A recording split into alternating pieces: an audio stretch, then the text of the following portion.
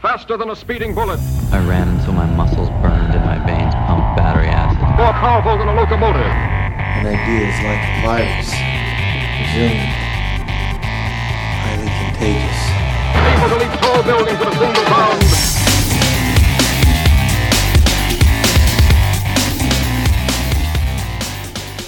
All right, ladies and gentlemen, welcome to the Better Humanology podcast. Jared Moon here with me today is Joe Courtney. What's up, Joe?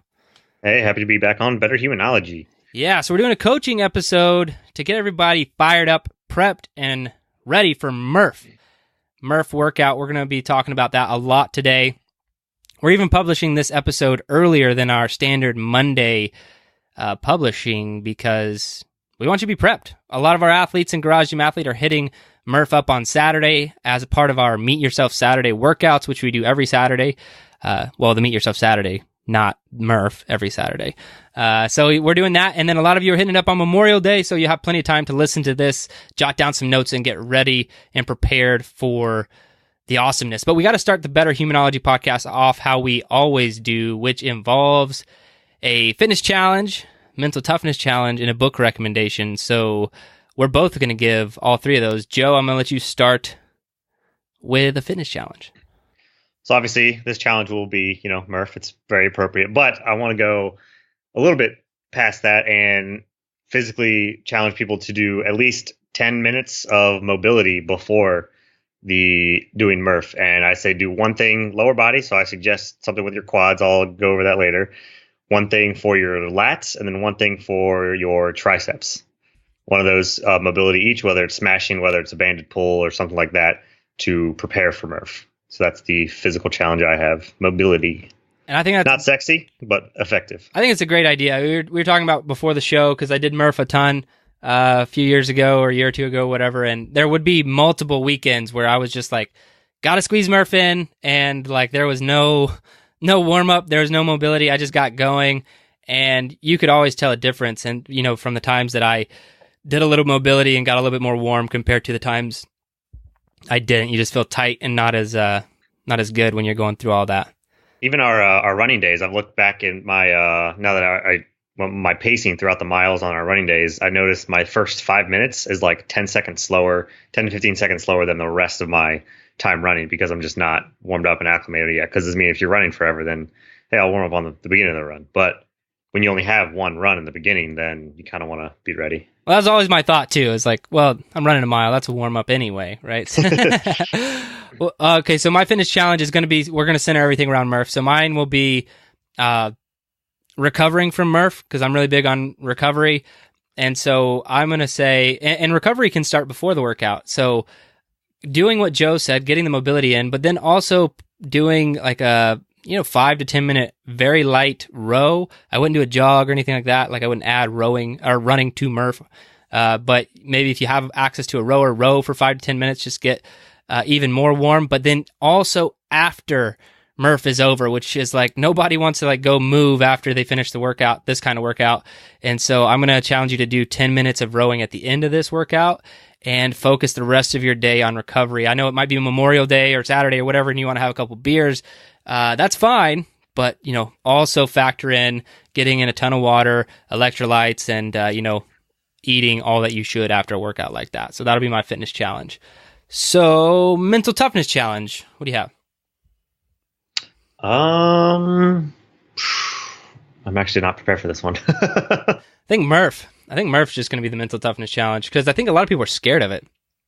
I think if you've done it in the past, see what your pacing is, and whatever your pace is, set it a little, maybe it's 5 seconds, 10 seconds faster, whatever, but determine a pace from the beginning and try and stick to that pace, because you're going to hit a point where halfway through you're going to be like, okay, I'm kind of at this pace, but now I'm starting to hit a wall, and it's, I can sacrifice 5-10 seconds on each of these rounds to do a rest, but then that's going to add up to the end. So try and start at a pace, even if it starts slower in the beginning, but just have your goal be to stay at that pace. And then if 2/3 through you still have something less, then you can kind of push it a little bit more. And then, I would challenge everyone else who doesn't have a pace just to do the freaking workout.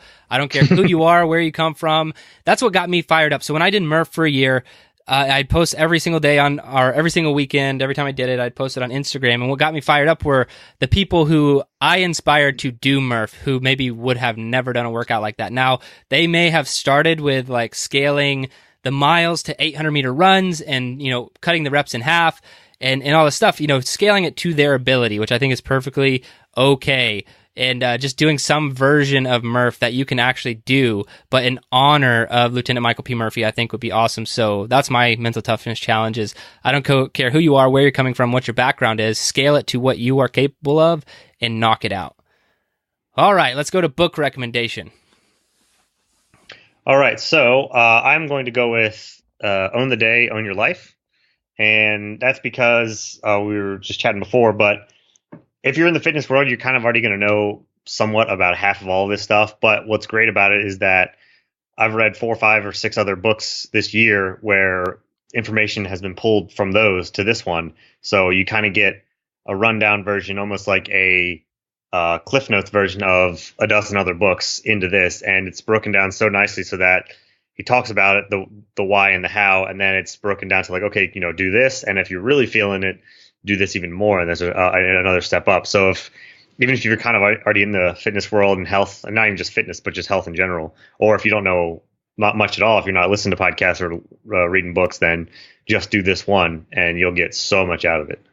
And I agree with that. Having been in heavy into health and fitness for a long time, what Aubrey Marcus put together in that book was taking all the tidbits I had picked up, from listening to this podcast, reading that book, doing this, doing that, reading this research, and kind of a lot of that stuff I was doing, but he, not only did he put it all in a book where you can just kind of accelerate the whole owning the day process, but he, at the end of the book, he puts links, or not links, but sources, for all the clinical studies, 300 different studies that he referenced in the book, in creation of the book. So if you're all like, oh, what's the deal with this Wim Hof breathing? Does it really work? You can actually go read the science behind that. And I think that's another cool thing, really cool thing of what he put together is it's a phenomenal resource. Now, book recommendation for me will be Endure. We had Alex Hutchinson on the podcast not long ago to talk about his book. And that dude, he's at the top of his game. I've officially decided, I don't know if, especially in the endurance world, I don't know if anyone's smarter than this guy.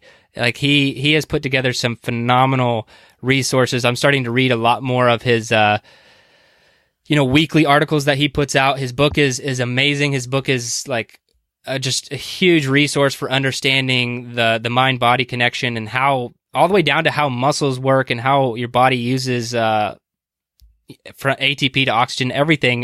He just put together a phenomenal resource. So I really think anyone interested in fitness or the mindset piece, definitely check out that book or listen to the episode. Go a few episodes back and check it out. All right, so that's that. Let's get into some of the announcements. So a few things for everyone listening. We have, I'm selling hard right now on the Whoop. Whoop, Whoop, Whoop. I keep talking about Whoop. And Whoop, we're actually going to have Whoop featured on the podcast, a representative from their company soon.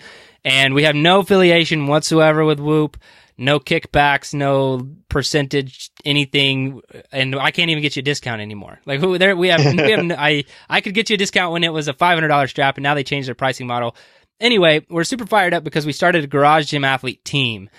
So all of our athletes that we have now, if you have a Whoop, you can email me and you will, we can shoot you a code and then you get inside of our system.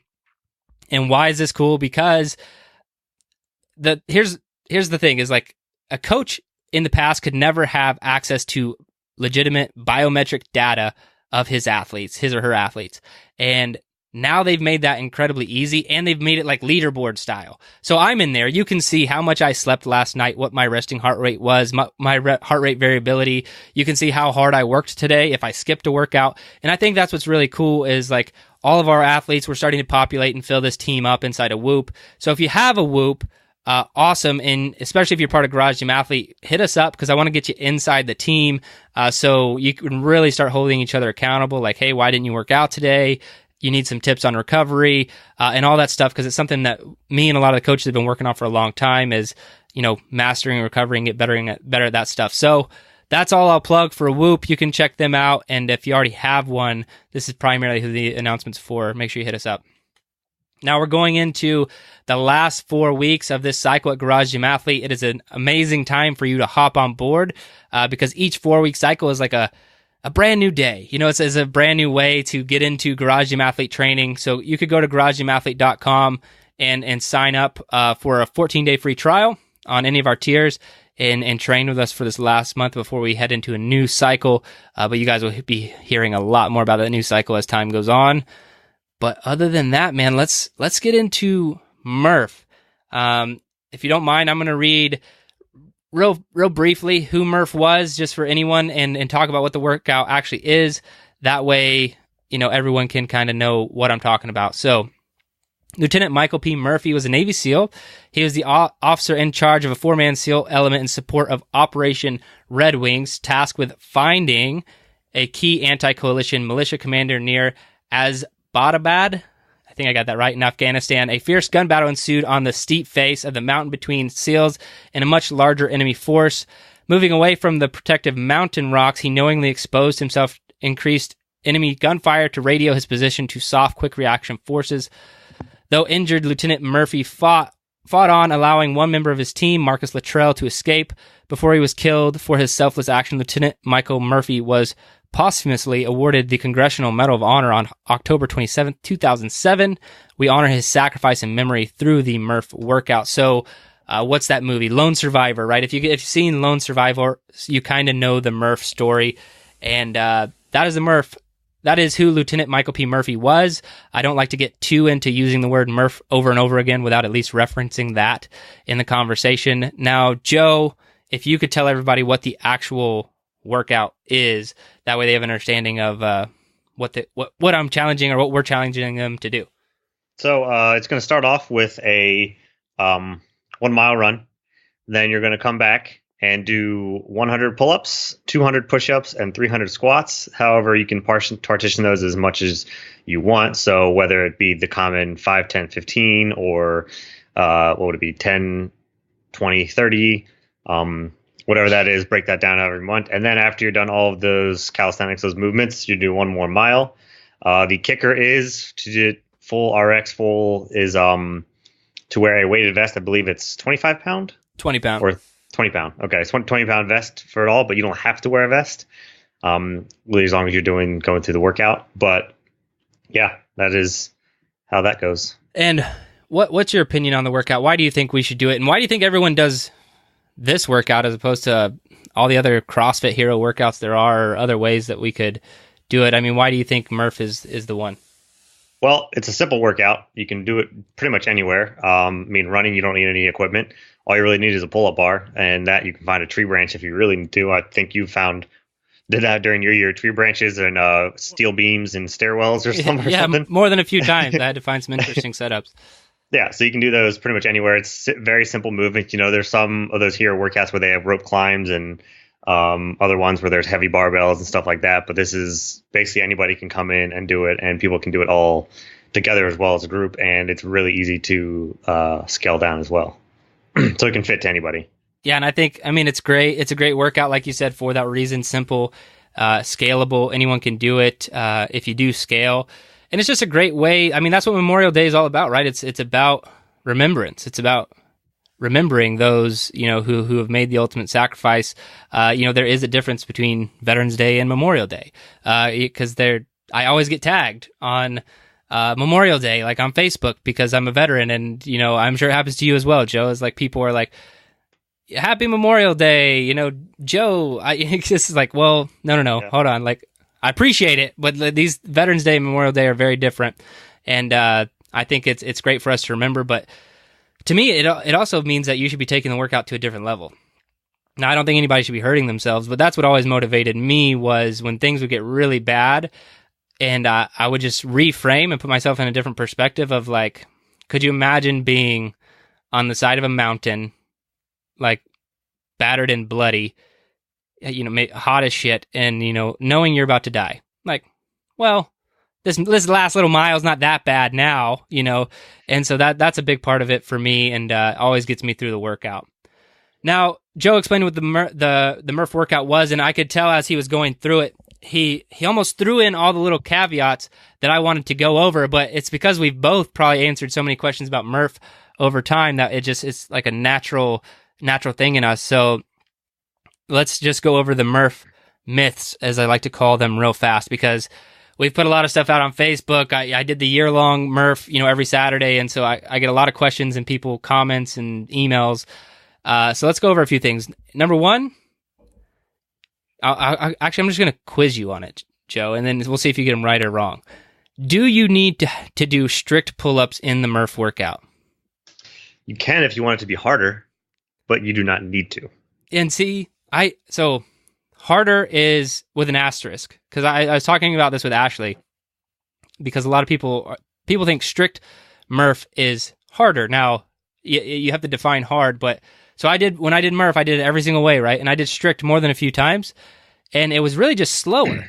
I called it slower Murph, because you can't go as fast when you're doing strict pull-ups, and what happens is you just hit muscle fatigue, like you get burned out, and you just slow down so much. It's no longer like this fast-paced aerobic thing where you're pushing yourself anymore. It's like it becomes a slower workout, but you will be a lot more sore the next day, from doing so many strict pull-ups. So yes, it is probably a little bit more taxing on your body. It will rip up your muscles a little bit more, but from like an aerobic standpoint, it is not harder in my opinion. I think it's harder when it's hot and you just don't stop moving. You're going as fast as you can.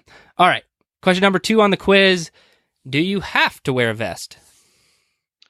No. You are correct. It says if in the official workout, so CrossFit owns this workout. They're the ones who came out with it, so no one can really have an opinion on it other than CrossFit Incorporated. They say if you have a vest or body armor, wear it. If you don't have to wear it. All right. Question number 3. Do you have to complete all of the calisthenics in order before moving on to the next calisthenics, i.e. 100 pull-ups completed before moving on to 200 push-ups, so on and so forth? Yes. No. Wrong. I had to change it up. Yeah, so you don't have to. You can partition it. It actually says partition it any way you want. And so you can partition it however the hell you want. You can do it in 2 giant sets. I've done that before. You can do it in 20, which is Cindy, 5, 10, and 15. You can do it however you want to break it up. Go for it. If you want to go straight through, do that as well. And again, people are like, well, even if you're doing kipping, go straight through. That's the hardest way to do it. It's not. The hardest way and the fastest way to do it is 5, 10, 15 with miles tacked on the front and the back. Okay, now the last thing, this is not a quiz question, but it's a myth I want to go over. So the workout that Murph did, so that's why this is even a workout, because Lieutenant Michael P. Murphy did this workout on a regular basis, and he called the workout body armor. Now that was Murph's workout. After he passed away, in honor of him, they kind of maybe changed the workout up a little bit and then named it after him. So that there are 2 different workouts. People like to argue that Murph did it strict and like all this other stuff. Like maybe he did, but Murph did the workout body armor. Now it's called Murph. So that's my last myth. Those are what the questions I get and the comments I get all the time. Just want to dispel those. So let's talk about Murph prep, man. Warm up, nutrition, recovery. I'll throw it to you to start. You kind of mentioned that as your challenge at the beginning. So what do you think people should do to kind of get warmed up and geared up for Murph? So I think it kind of starts the day before, not even just hydrating. Of course, you don't want to be hydrated because doing the day of, it's a little too late. But nutrients, you want to have enough protein and fat in your system so that, especially for us that work out fasted, you need to be able to keep that fuel going, or else you're just going to hit a wall and crash or completely fatigue out. So there's that. Hydrating the morning before, here's a tip from my book recommendation. Have a big glass of water with some salt, some sea salt, and lemon juice in it to get up your electrolytes.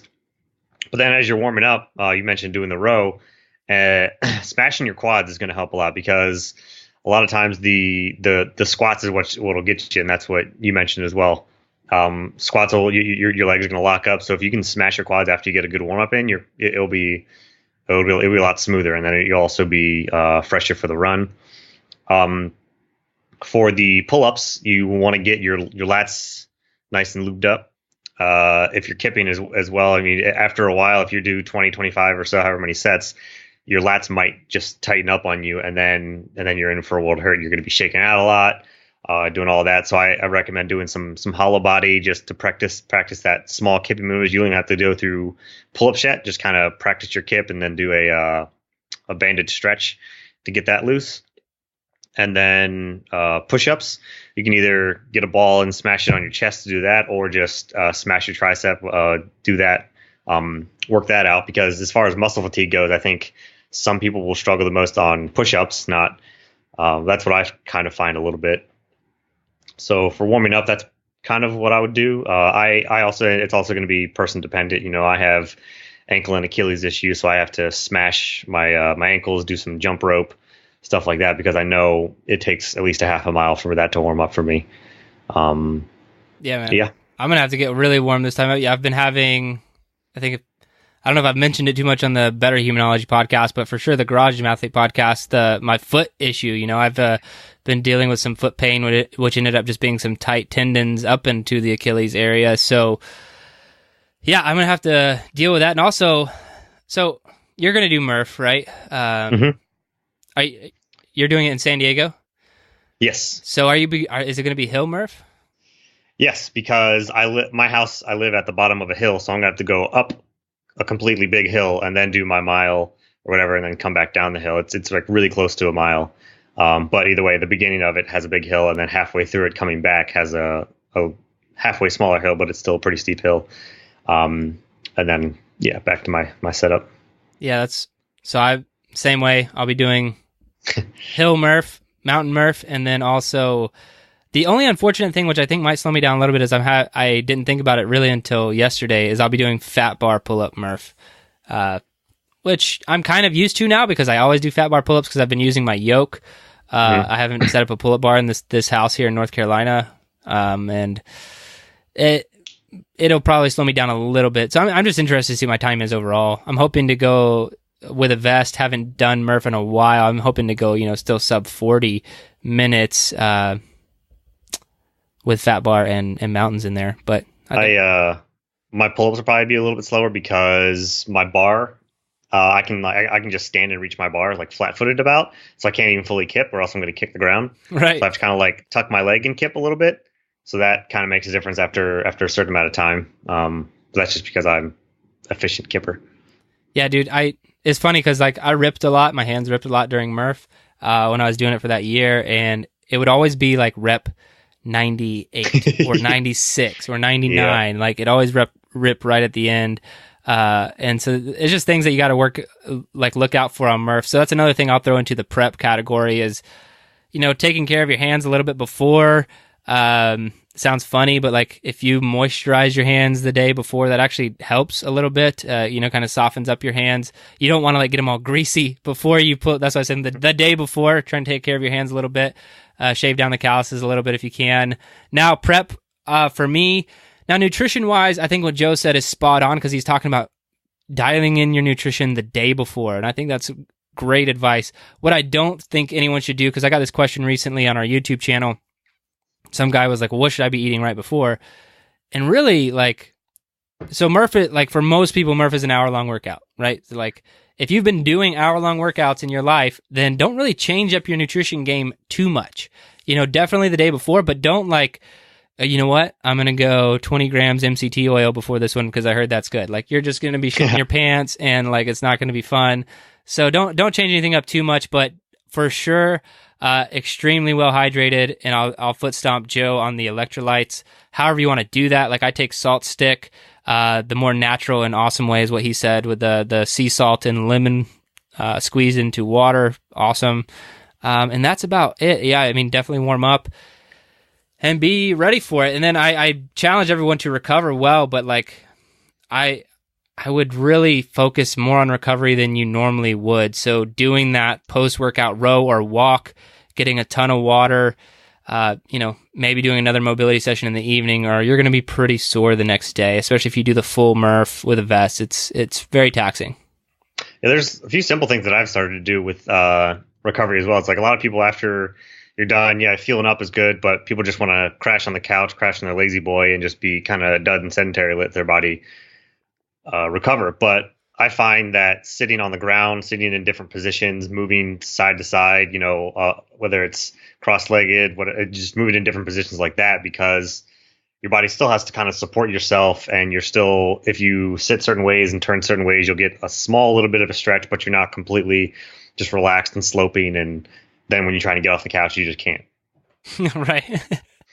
And, it does take a toll on your body. Like if you're not, there were plenty of Murphs where, I think it took me a better part of that year to start getting smart, like you're talking about, but that's all you'd want to do after is like lay down. And I know I would know if I pushed myself, if it was hard for me to wake up the next day.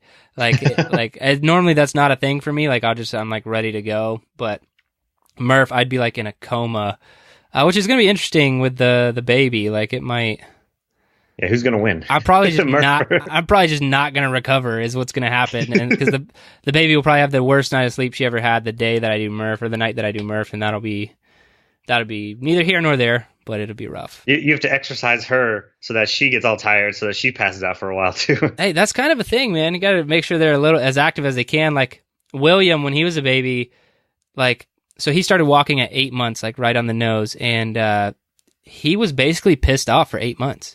Like he was just like not a very happy baby. And then the second he could start moving around quickly, like walking and all that stuff, like he became like the happiest baby ever. And I feel like a lot of my babies are that way. They want to move, and when they can't, they're pissed. Unfortunately, that takes a long time for a human being to be able to move. But yeah. All right, so I'm going to go to my best advice that I picked up from doing the year of Murph. But I want to throw you in there as well, man. Like you've done the workout more than a few times. You're way more strategic than I am. To be honest, I don't give a lot of thought to most workouts, but I've given a lot of thought to Murph just because I was trying to get better at it every single week. Most weeks when I was doing it so frequently. So I'm gonna go with start out with the mile, and then if you like have any tips after I kind of go, then go for it. But I used to say just go out guns blazing on the mile.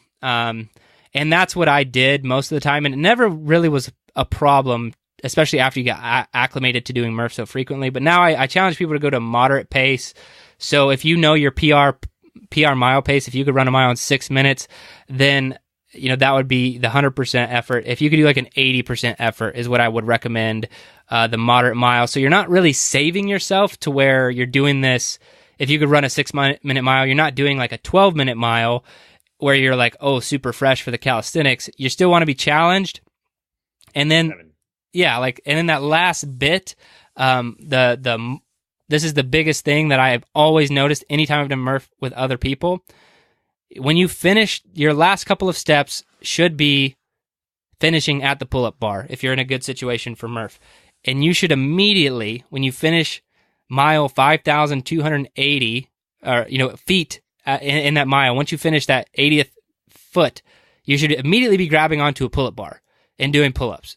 There should be no like break transition. That's why you did the moderate mile. If you did the 5-minute mile, which is like 110% effort for you, okay, maybe give yourself a 30-second recovery, chalk up the hands, before you hop to the pull-up bar, but do the moderate mile so you can get straight on the pull-up bar as soon as that mile is over. That's kind of how I pace mine out, is do it enough so that I can still consistently keep moving, and there's no transition time. There's no like, okay, after this set, I'm going to go over and have a water or whatever. It's just boom, boom, boom, back, like keeping that moderate pace. Yeah. And that's, just since you mentioned that was one I wasn't going to mention today. I just forgot about is the feeling sorry for yourself, workout tactics, which are like chalking up the hands, drinking the water, like, I highly recommend you not do any of those things. Now, did I actually just say don't drink water in the middle of this workout? Kind of.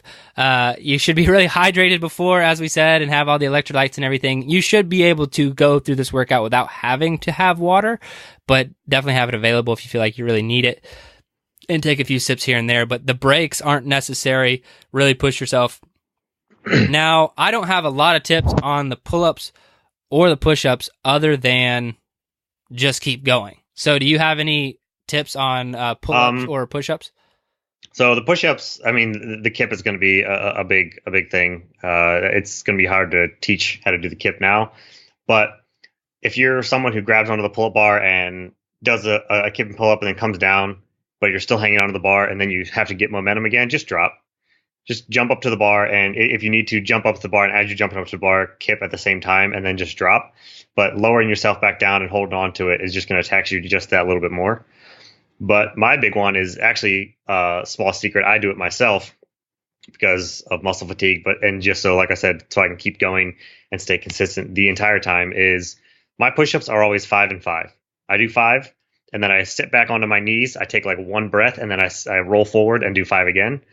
But that little 2-3 second break, it might add up a little bit, but once you get to 70 and 80 reps, you're not going to be doing 3-second rep push-ups to get up, and then you're going to be failing or having to break it down to like 2s and 3s and stuff. You're going to be able to do 5s the entire way because of that little tiny break in the beginning. And that's how I've been tackling. Even when we did Murph practice for the programming, I would do 5 and 5, and I found that I didn't fatigue at all during. Now other people might be better at push-ups. I know you're a beast at push-ups. Other people might be way better at push-ups than even I am. But if you haven't done this volume of push-ups before, then try and do 5 and 5. But don't like sit up after 5 and shake out. Get to your squats, take maybe 2 seconds, and get back at it. Yeah, and that's what that's really good advice. And the whole reason, like, I'm trying to challenge people to, like, go do the workout. That's the main thing. If you can finish it however the hell you want to finish it, and you've never done it before, like, awesome. The tips we're giving now are more for, like, if you want to try and go faster and push yourself, like, really meet yourself, which is a big deal about, in Garage Gym Athlete in our training, is like truly meeting yourself, finding out who you are, getting to that internal chatter that you don't really like, the version of yourself that wants to quit or slow down. Like, that's where I want people to take this workout. Now, and that's my only advice on those two, on the pull-ups and the push-ups, is kind of what you said. Is I used to tell people on the pull-ups, like, because a lot of people can't do consistent 5 repetition pull-ups over and over and over again, for 100 reps. And so my recommendation is the same kind of as your push-ups, is like, do one, drop if you have to, but you should immediately be trying to get back up on the bar until it's really not happening. You don't want to take anything to complete muscle failure. So be aware of that, where that line is for you, because once you hit like legitimate muscle failure, like, I can no longer do a push-up, I can no longer do a pull-up because you were just trying to go too fast, you're going to be in a world of hurt, and you're going to have to slow down a lot, and the recovery time takes to truly come back from muscle failure is it's longer than you'd like it to be.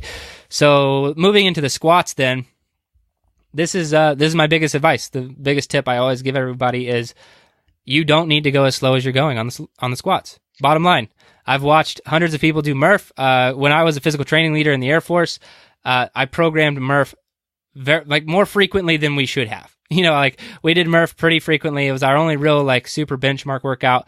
A lot of airmen processed through it, and I got to watch all of them go through it. And I developed a lot of the tips that you're hearing now, and people could watch me do it and stuff. But squats are where people really, really slow down. I'm talking like 3, 4, 5 second, 1 repetition squats, because they're going down to the bottom, maybe pausing for a second, coming back up, pausing at the top, like these super ass, slow squats. And when you're doing 300 of them and they're taking you multiple seconds over 300 repetitions, that's where you're going to slow down. And to be honest, I don't believe that you need to go that slow on squats. You should be going as fast as you possibly can, because I don't think most athletes are going to actually hit muscle failure on a squat, on an air squat.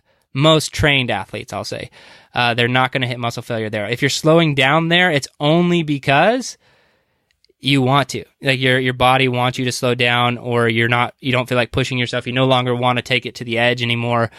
So really go fast on those squats and push yourself there. So what do you have for on the squats, if anything? Yeah, actually. So if you, that's why I mentioned the smashing your quads, because they'll be a little bit more limber and you won't feel them get as tight as fast. But my big thing for this is posture. If you either have some problem going down to the bottom of the squat or keeping your posture, really try and smash your quad or your butt to the outside of your hip, because that can restrict you from standing up straighter, but you make sure you're standing up as straight as you can to do a form squat. I've seen a ton of people when they're banging out squats, they're all bent over and they look like one of those girls at the club with their hands down on the ground and they're just booty bumping up and down for their squats. And next thing you know, your lower back is torched. After you're doing those squats, you should be feeling it in your legs. You shouldn't try and put some of that stress on your lower back. Because again, guess what? You still have a mile left. And on that mile, your back is going to go out real quick. And then that mile is going to add at least a minute to it. So it's just a small thing to keep your posture. It'll fatigue your legs a tiny bit more, but you'd rather your legs fatigue because that's what it's supposed to fatigue than your lower back. And then because on that run, your lower back's going to feel it. That's what always used to get me in running in general. Before I really worked on strengthening my lower back was just lower back pain. Anytime I tried to go fast on the mile or 3 miles or whatever, I'd always have lower back pain. And so it's a huge deal is, not getting to that point, when you're running the last mile, which is the last part of the advice. So the last mile, this is what I call the meet yourself mile. We're throwing out all real recommendations or safety parameters here. I'll say don't kill yourself, and I'm not a lawyer, a doctor, and consult with all those people and your priest and all that stuff before you do this workout and take any of my advice. But I really think that mile should be the fastest sustainable pace your body will allow before it collapses, because I think that's the only real place you're going to meet yourself. If this was just a mile run and then 600 repetitions, 600 repetitions, it wouldn't be that difficult of a workout. It'd be a good workout, but it wouldn't be super challenging. And then walking a mile or this slow ass mile that I've also seen people do, which is basically you've seen it in the military, right? It's just a shuffle. It's basically it's the speed of a walk, but it looks like a run. It's very camouflaged. And that's not, I think that people should push, you try to get at least your first moderate mile. Try to match that speed, if not faster, if you think that you can do it. And I really encourage people to push themselves here, meet yourself, because that's where I would meet myself every time I did the Murph workout. It would rarely be in the calisthenics or the first mile. First mile, never, because it's just hell yeah, let's get after it. Let's do this. And then calisthenics, yeah, they could get challenging, especially because most of mine were in Texas, super ass hot. But that last mile was where I'd always have to dig deep and be like, all right, what kind of person am I? How bad do I want to push it today? And that's where that's where I'd always make or break the PR too, is be I would know I could finish calisthenics and be I could PR today if I feel like not being a wimp, or I could go a little bit slower and not PR today. And I had that decision to make almost every week because, it's and it got taxing over time. But that's my best advice is no playbook. Push yourself as much as you can on that last mile. Awesome. Got anything for the last mile? This isn't for the last mile, but I have something for guaranteed to take a couple minutes off of your Murph. This is my secret, my workout hack. Nice. Do you know what it is? No, but I want to hear it. Wear a headband. Joe is the headband master. I have about 8 different headbands in different colors, and if it doesn't have to match, but you put it on there, and it takes 2 seconds to wipe your brow. But if you're wiping your brow every couple of minutes, that adds up. Yeah, and then if you get a little sweat on the hand, you're gonna have to re-chalk, and then that's gonna take time. See, that's just a little thing. That tip. I'm going to test your theory and see if I hit a PR because I put a headband on. But and the last. But you wear hats though. I'm not going to wear. Well, I might wear a hat. I don't know. I haven't decided. I haven't thought this Murph through that much. I don't know how those are for sweat. I'm not a hat wearer. Yeah, they're okay, but they can make you hot. Is the only problem. If they're not mesh or something like that. Now, the last tip I'll throw out real fast, this is for my more advanced athletes, is wear a stopwatch and pace your calisthenics. For a lot of people, this doesn't matter, but I think it's a great way to hold yourself accountable. If you're doing 5, 10, 15, and you have to do 20 rounds of that, I always had a stopwatch, and I'm like, okay, that took me 35 seconds, 37 seconds, 34 seconds, as opposed to, oh, that one took a minute and a half, that one took 40 seconds. Try and be consistent on those and hold yourself to some sort of standard there. But that's it. That's all I got on Murph. Joe, do you have anything else? No, I'm good. Awesome. Well, happy Memorial Day, everyone. Enjoy it. Remember, and do the workout. If you have any questions, hit us up. We'll all be doing it along with all of the athletes at Garage Gym Athletes. So that's it, guys. Have a great weekend.